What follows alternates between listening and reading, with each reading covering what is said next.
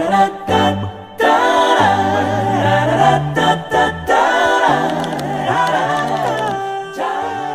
guys, welcome back to Clean Week YouTube channel. Sekarang udah episode ke-8 dari Ngimpi Sampai Jadi series. Series ini ngeceritain tentang aku sama Aldi, perjalanan kami untuk ngebangun Barastika Villa yang sekarang kita lagi dalam proses desain. Bang arsitek kami serasa arsitektur. Kalau di episode sebelumnya kita udah ngebahas tentang brief kami, konsep villa yang kami mau bikin secara keseluruhan, terus abis itu konsep bioclimatic house yang diusung oleh arsitek kami. Nah sekarang aku mau ngebahas tentang beberapa hasil riset aku tentang feature-feature ramah lingkungan. Dan aku pengen kasih lihat ke Aldi, menurut kamu tuh gimana mas? Sejujurnya nggak semua ide-ide aku itu tuh di approve sama Aldi sih. Mungkin sebelum kita masuk ke topiknya atau misalnya ngeliat videonya, aku pengen nanya dulu sama kamu, kira-kira tuh sebenarnya apa sih considerance kamu atau pertimbangan kamu ketika melihat satu fitur itu tuh oke apa enggak? Enggak sih, sebenarnya kayak aja dari keilmuan ya, tapi dari sisi kehidupan sehari-hari dulu sebenarnya. Mudah atau enggak, biasa atau enggak gitu ya. Jangan sampai kan maksa banget gitu. Tapi kan ada beberapa hal yang kayak di rumah kita tuh grey water recycling system juga itu kan sebenarnya nggak biasa kan, but you're so excited about it gitu. Karena impactnya besar gitu. Secara memungkinkan dan ya doable lah. Oke. Gitu. Ya udah, sekarang kita lihat feature yang pertama ya. जो खस के या वेटेवर के कर्टन्स होते हैं उसको बड़े आराम से इस्तेमाल करना चाहिए. आराम से पानी डालिए, आराम से उसे लगाइए, उतारिए, बड़े आराम से उसे इस्तेमाल करिए क्योंकि घास से बना है. अगर आप जोर से पानी डालेंगे, जोर से पटकेंगे, Jadi ini kayak hoarding gitu. so be gentle Makanya tumbuh. सालों साल उसे इस्तेमाल Enggak. कर सकते हैं. Terus जब Apa आप dia उसे wangi? इस्तेमाल करें तो mungkin वेंटिलेशन इम्पोर्टेंट है. जब tapi इस्तेमाल pokoknya नहीं hoarding करें तो terbuat ड्राई dari करके वापस some रखें. kind of tanaman gitu, Akar sesuatu. akar sesuatu. Terus habis itu tuh katanya dia bisa membantu mengurangi suhu ruangan gitu. Sebenarnya ada video lain yang dia tuh juga pakai karung goni gitu. Kalau karung goni pasti enggak ya. Gak usah lihat dulu. Udah langsung ya.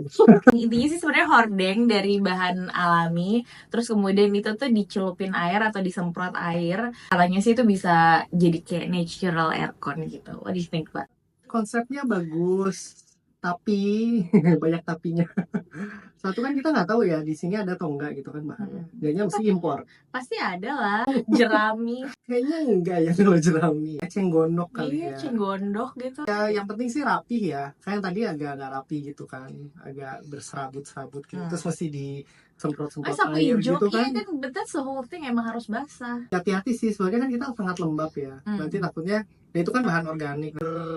Jamur, terus ada binatang-binatang sarang di sana kan males gitu kan, mesti ganti seberapa lama kan mungkin nggak dikasih tahu ya tadi. Jadi mau dicoba apa enggak? Tidak.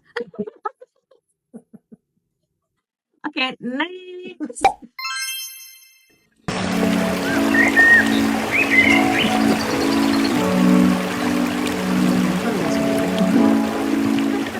Jadi ini sistem cuci baju secara alami dengan menggunakan apa sih jalur air, lumayan common di desa-desa Eropa zaman dahulu. Jadi kayak mesin cuci otomatis dari alam gitu lah gitu.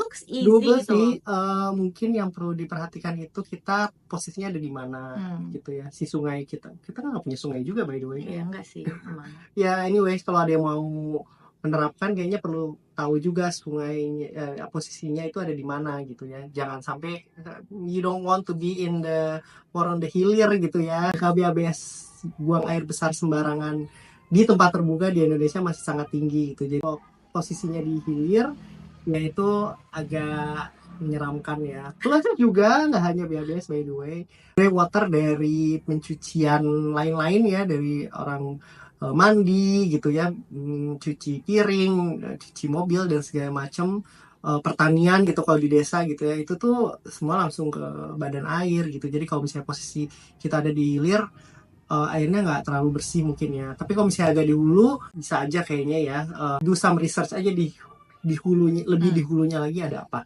Plus jangan pakai sabun yang chemical gitu deh. Jadi yes or no? That's not applicable. nggak ada sungai. Iya, oke. Kan tadinya bisa pakai air hujan atau apapun. Enggak ya? Mungkin bisa ya kalau pakai hujan, tapi mesti tes dulu airnya. Oke. Terus next.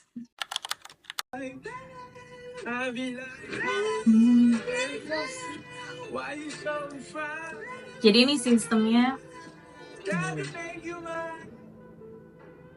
Oke. Konsepnya adalah natural aircon juga, tapi dia tuh pakai batu bata yang siramin air secara terus-menerus gitu. Ya, dan dia diletakkan di jendela supaya angin yang masuk itu Iya. menjadi lebih dingin. Oke banget sih. Oke. Oke. Dan bisa dikombin dengan ini ya, arah anginnya Mas Raffi ya, kan ada tuh dia arah angin yang mana yang paling besar, atau kita bisa taruh di sana gitu. Oke. Yay! Next. Nah, ini adalah ramp earth. Jadi kayak tembok tapi dari tanah liat gitu.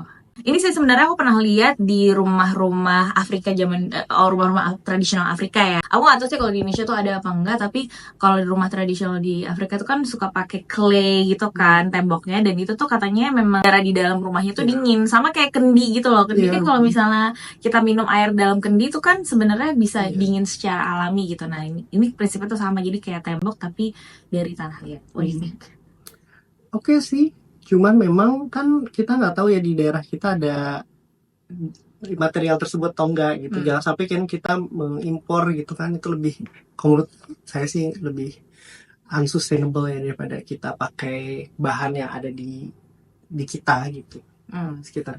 Jadi kalau misalnya tanahnya itu tersedia itu oke, tapi kalau misalnya sampai harus impor itu enggak ya. Tapi memang harus ada tes ya. Kalau kan ada ya kayak beton itu tes kekuatan, tes apalah segala macam. Nah itu juga mesti diperhatikan sih. Kalau misalnya dipakai untuk main materials ya, gitu. Tapi kan ada contohnya, jadi kita bisa tanya aja.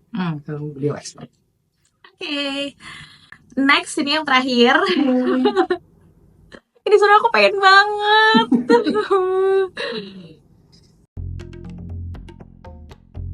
I'd liken a natural pool system to the biota of the human gut system, made up of a whole range of diverse bacteria, and they work together as a system to feed and purify the water that's moving through them. The biofilter essentially mimics a planted regeneration zone. So the filter's submerged beneath, in most cases, a body of aggregate and rocks, and it's drawing the water through channels and different flow rates, create an environment where they will clean the water.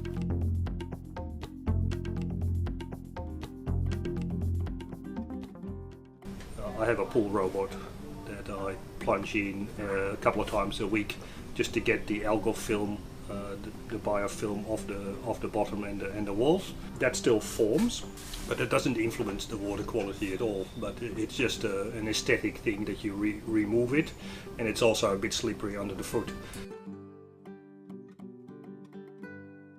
Well, compared to the chlorine pool, the maintenance is very low and it's much more... I was waiting for that one.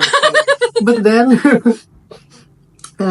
lihat awalnya, ini agak beda dengan yang pernah kita diskusikan.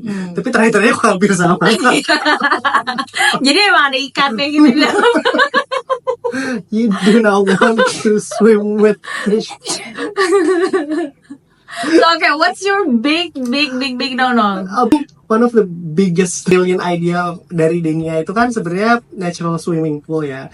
And I was like, I do not want to swim with kodok gitu ya, ikan terus ada lumut-lumutnya gitu, gak mau gitu ya. We made a joke about it.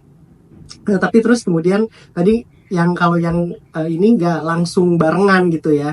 Dulu kan kita ngobrolnya itu barengan gitu kan, like a trolley pond, danau gitu kan, nggak mau ya gitu. Cuman kalau ini agak beda nih, jadi ada satu section untuk yang filter alaminya dengan tanaman-tanaman dan filter alaminya itu. Dan satu section lagi kita ada swimming pool benerannya. Kalau itu mungkin bisa ya gitu ya. Tapi kemudian kok di terakhir-terakhirnya kok ada ikan juga di dalam.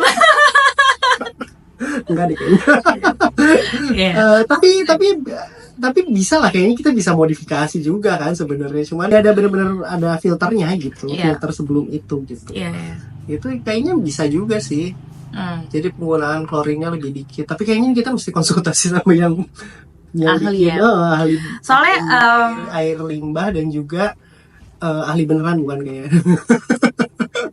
Dan ini apa pembuat si kolam renangnya. teman-teman ada yang kenal vendor bikin natural swimming pool, please let us know.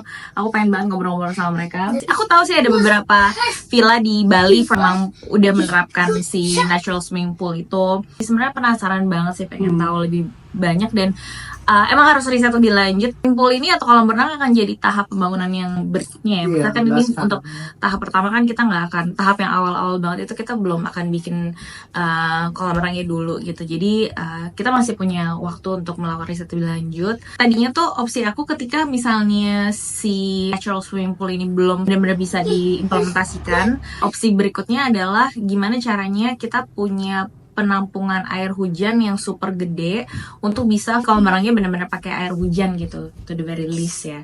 Dan kalau menurut aku itu masih memungkinkan lah. Iya. Tapi mesti tes juga sih air hujan Tapi tetap kayak ya, harus gimana. tes juga. Most likely nggak masalah sih ya, soalnya nggak di kota. Tapi goalsnya adalah sebenarnya untuk mengurangi satu penggunaan air tanah, Ya. kedua penggunaan bahan kimia. Yes. Itu sih intinya. Mungkin di video berikutnya kita akan bahas lebih lanjut ya, kayak fitur-fitur mana yang akhirnya sudah di-approve sama Aldi. Dan juga sebenarnya kita minta kalau misalnya teman-teman ada fitur-fitur yang lain atau gitu yang ide mungkin lain. bahas, kita bahas kayak gini. Yeah, mau banget sih. We are really open to learn more actually. Jadi kalau misalnya ada teman-teman yang lagi develop something gitu, kita tuh pengen tahu juga. Ya. Oke, thank you so much for tuning in. Sampai ketemu di episode berikutnya ya. Bye.